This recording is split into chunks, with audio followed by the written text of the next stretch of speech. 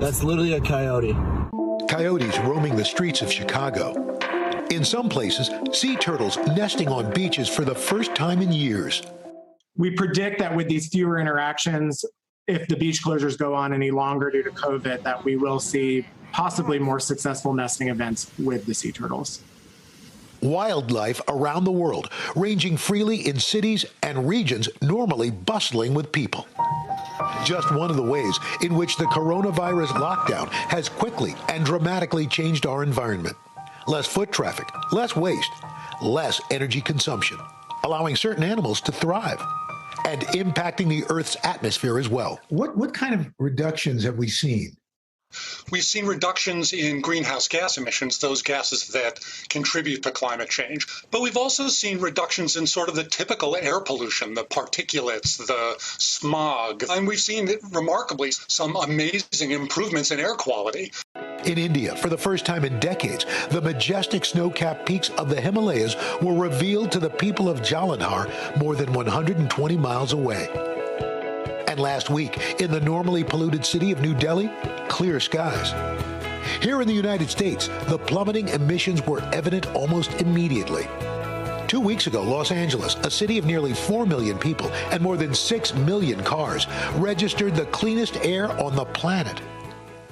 While these signs of renewal are encouraging, climatologists say the change in the air is only temporary and not nearly enough. We could be seeing a reduction in our emissions this year in 2020, at the most probably 5%. And while that may sound like a lot, for context, compare that to the roughly 8% that the international climate science community has told us that we need to reduce emissions by year after year. When the world finally heals and our societies come back, is there a way to make these changes permanent without hurting our economy? We can have a strong economy, but improve our air quality, and they're taking steps in that direction.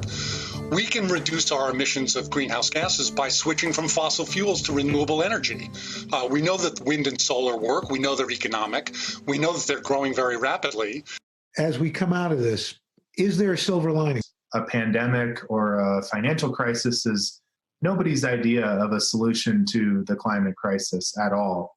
But if we do look back and see that when humans, whether we had a choice or not, made changes and the needle moved in terms of the global climate and the environment, that may be seen as, a reminder that we're in control and we have a responsibility and the ability to actually move that needle. And Al joins me live now. Al, thank you so much for being with us on News Now. Just an incredible story. All of those examples of positive impacts on our environment. What would you say the biggest way is that social distancing is affecting our planet? Well, I think the idea that, so many of us have decided and really in some instances don't really have a choice, are staying home. We are inside. And so we're not using our cars. We're not going to meetings. We're not flying. We are on this Earth Day, the 50th anniversary, really living that legacy of trying to reduce emissions, trying to stop using resources willy-nilly. And it's happening, and it's having a real effect. Al, you announced this morning on the Today Show that NBC News is joining Covering Climate Now. That's a global journalism initiative. Could you tell us more about that collaboration? Yeah, we're really excited about this, Allison. Organizations, journalism organizations all over the world, not just in the United States, are looking at bringing objective scientific reporting about our climate and our environment.